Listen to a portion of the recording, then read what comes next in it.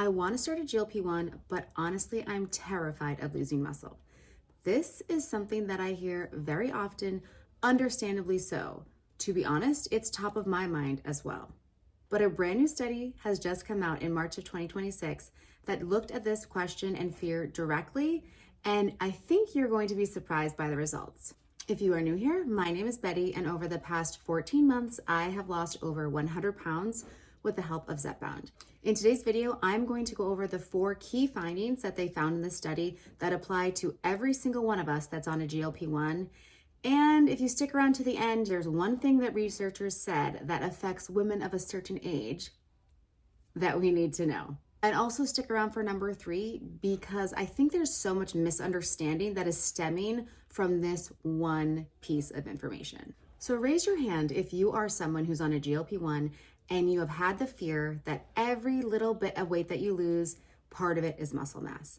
And as you lose weight, you're going to get smaller and you're going to get weaker.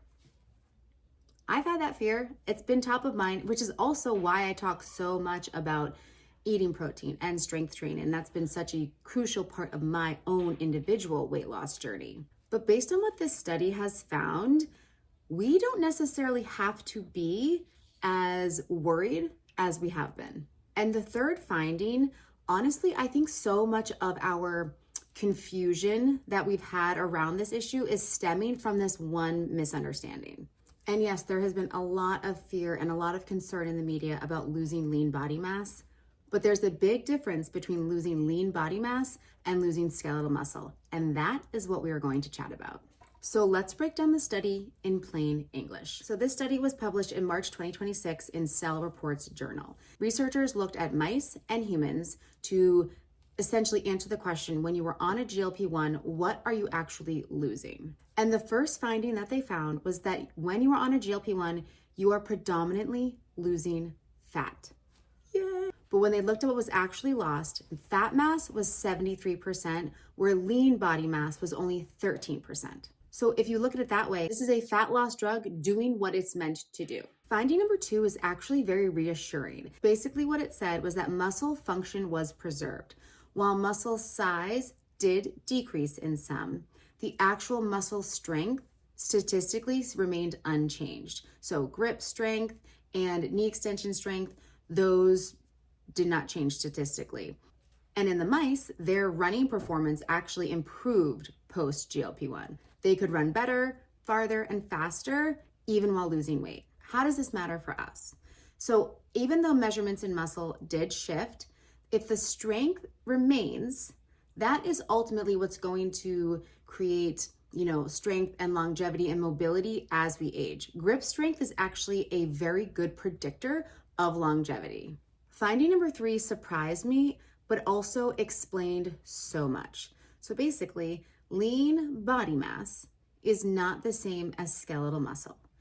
We talk about how lean body mass can be lost on a GLP-1, but lean body mass is an umbrella term. So lean body mass could also be your organs, could be water, could be your bones. The study also found that liver mass decreased more than muscle mass. So when they were studying the reduction of lean body mass, a lot of what they were studying and seeing and measuring wasn't even muscle. And this is where I think that fear and confusion took over. For me also, when we heard lean body mass, we associated it with muscle mass. And so when we heard there was a reduction in lean body mass, we think, oh, okay, that's muscle mass loss. Finding number 4, this is pretty awesome. So when the researchers compared GLP-1 patients and patients who were just using normal calorie restriction to lose the exact same amount of weight, they actually found that there was more mitochondrial protein in the muscle tissues of those who lost weight through a GLP-1. Okay, cool, Betty. What does that mean? So I'm sure you remember from high school science class, the mitochondria is the powerhouse of the cell. It's the energy of the cell. And when there is more protein and more mitochondrial activity within your cell and your muscle, it's shown to actually improve the metabolic health inside the muscle. So what they're finding with the GLP-1 medications is that they're not just preserving muscle, they might actually be doing something beneficial on a cellular level for the muscle that normal dieting will not do. So to recap, number 1, the overwhelming amount of weight that was lost was from fat. Number 2, the muscle function was actually preserved. Number 3, lean body mass is not the same as skeletal muscle. And number 4, these medications might actually be doing something beneficial on a cellular level for our muscles that regular weight loss just doesn't do. So I want to talk about something for a second, kind of my personal experience with this and my personal thoughts on this. Every other time that I've lost weight, it was only about the number on the scale.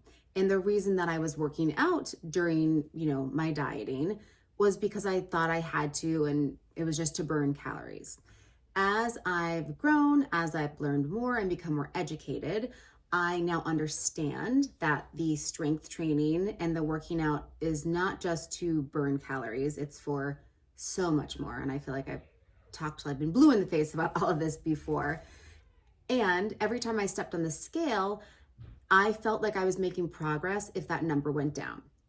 What's shifted with this weight loss journey on Zepbound, losing 100 and what am I down now? 105 pounds? Oh my gosh, that's just crazy to me. But because of a lot of the talk around the muscle mass loss and a lot of the fear around that, it has caused me, and I'm sure so many others, to be more intentional with the protein that I'm eating, to be more intentional with the strength training. And that's not a bad thing. So in a way, the fact that these medications have kind of caused this kind of like ripple of confusion and, for lack of a better term, fear, I do think it's actually been a helpful way to spotlight the importance of strength training and eating protein, even if the studies are now finding something slightly different. And I'll be honest, as I'm losing weight and as I have been losing weight throughout this process, yes, I've lost muscle mass. That is a normal part of when you lose a significant amount of weight, and that's to be expected in a lot of cases. However, if I hadn't been working out and if I hadn't been, eating as much protein as I do, I probably would have a lot less muscle on my body. And one thing that I have noticed is because I, for years, strength trained before, I had a decent amount of muscle on my body. I had a lot of fat, but I had a lot of muscle as well. And so even though I've lost a decent amount, my overall muscle mass is pretty high just from the years and years that I, strength trained. So for those of you who maybe you haven't strength trained before, maybe you haven't been someone who has consistently been at the gym, that's okay. That is okay. But now's a great time to start moving into that. And I'm actually going to do a video very soon about those of us who maybe are intimidated by the gym or we just don't know where to start. I'm working on a video that is going to help you feel confident and ready and knowledgeable about taking your first steps into the strength training world. So definitely keep an eye out for that. Okay, this is the part that I want you to hear. And this is the part that I talked about in the beginning, where this study, there's some interesting information for women getting older and of a certain age range. So because this study is reassuring, it doesn't mean it's a permission slip to not do and work on the habits that we've talked about. So they were honest about the limitations of the study. The mice were all male and the human portion wasn't very large. And they specifically said that they do need to look at older women who have a pre-existing risk of, age-related muscle loss to confirm that these studies and these findings hold for that segment of the population. And I want you to hear this piece. So even though the medication is helping to preserve our muscle, it does not mean that we still don't have a job to do. It just means we don't have to be so consumed by that fear. Hear me again. We still have a job to do. We just don't have to be so consumed by it. So in a way, the muscle mass loss piece of this puzzle that we've been, trying to avoid by strength training and by eating protein is still a fear-based motivation. So, before diet culture, I don't want to be fat, so I'm going to go to the gym and work out. It's a form of almost punishment because you don't want to be something. This, in a way, could feel like that as well. Now that we have these new studies coming out, now that we know it doesn't have to be as concerning as before. That takes some of the stress off, that can take some of the pressure off, and we can really focus on why we're doing these things. Why are we fueling our bodies with nutritious foods and protein? Why are we strength training at the gym to help keep our muscles strong? Yes, we want to preserve our muscle. Some of us might want to grow our muscle mass. That's all great. But I think it's important to come from the place of, I'm doing these things because I'm taking care of my body, not just for today, but for down the road. Muscle mass, bone density, all of these pieces of the puzzle are so important, especially for women as we age. So can we shift the focus? For those of you who maybe have been really fearful of the muscle mass piece of it, look at the findings of the study. I will link the study below if you want to do a deeper dive. Take a breath and focus on, why am I doing this in the first place? I'm doing it to be healthier. I'm doing it so that I can chase after my grandkids. I'm doing it to just have more energy, to feel more vibrant in my body.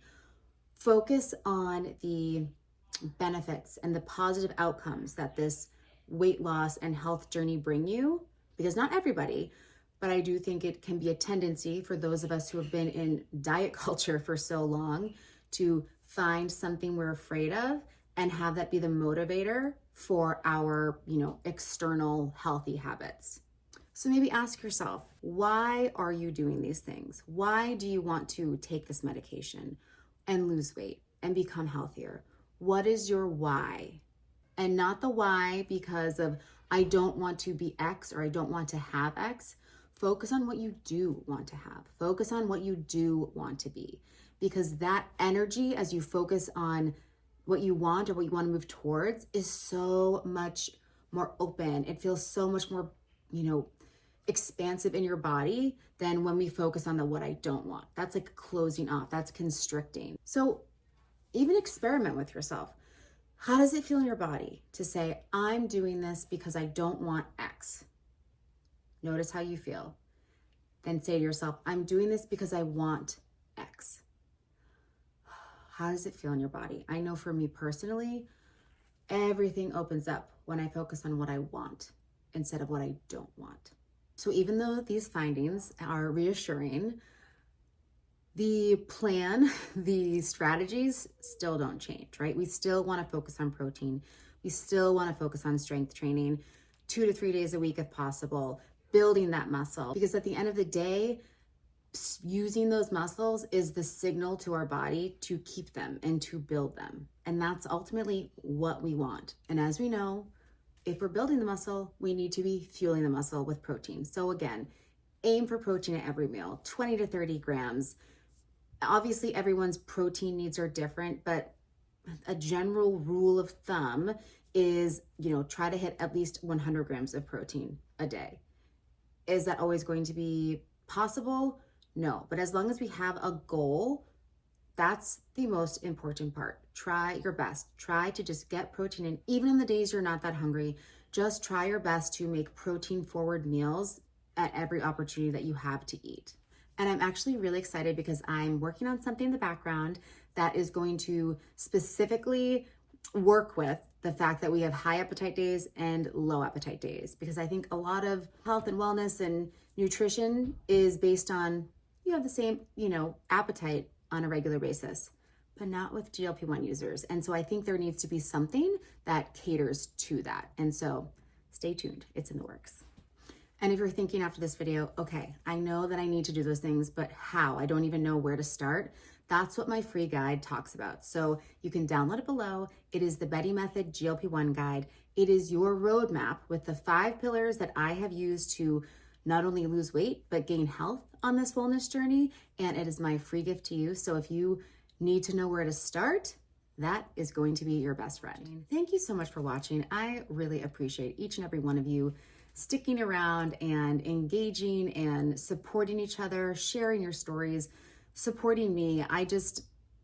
It just feels so nice to have this supportive, bright, piece of the world, this little community that we're building. And it just makes me so, so happy. So I appreciate every single one of you. Thank you again for watching. If you enjoyed this video, I would love it if you would like it. Comment down below. How do you feel knowing this new, finding this new research? I definitely know I feel a sense of relief, but it's not going to change the, daily habits that I live. And if you want more videos about this, GLP-1 education, GLP-1 stories, transformation, subscribe and become a part of this community. And I would love to have you. So thank you so much. I will see you guys next time. Bye.